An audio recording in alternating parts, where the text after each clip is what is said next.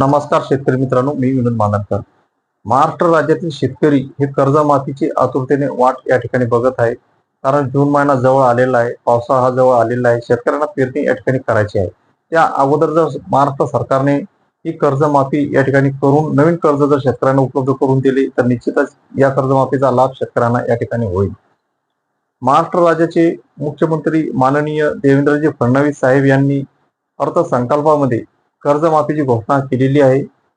पुण्यश्लोक अहिल्यादेवी होळकर कर्जमाफी योजनेचे नाव या ठिकाणी ठेवण्यात आलेले आहे. रुपये 2 लाख पर्यंत ही कर्जमाफी या ठिकाणी शेतकऱ्यांना मिळणार आहे. तसेच 30 सप्टेंबर 2025च्या आत ज्या शेतकऱ्यांचे कर्ज थकीत आहे त्या शेतकऱ्यांना याचा लाभ या ठिकाणी मिळणार आहे. ही कर्जमाफी देत असताना या ठिकाणी अनेक अभ्यास या ठिकाणी सरकार या ठिकाणी करणार आहे.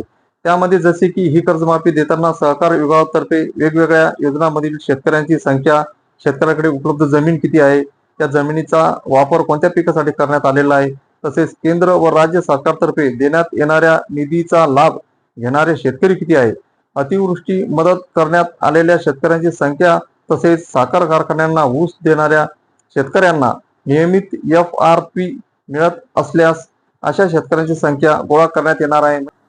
अशा प्रकारे शेतकरी मित्रांनो, एप्रिल महिन्यामध्ये हा अहवाल आल्यानंतर मे महिन्यामध्ये शासन या ठिकाणी शेतकरी कर्जमाफी संदर्भात ठोस निर्णय या ठिकाणी घेईल आणि निश्चितच जून महिन्यापर्यंत शेतकऱ्यांना नवीन कर्ज या ठिकाणी उपलब्ध होईल. अशा प्रकारे ही होती कर्जमाफी संदर्भात महत्वपूर्ण अपडेट.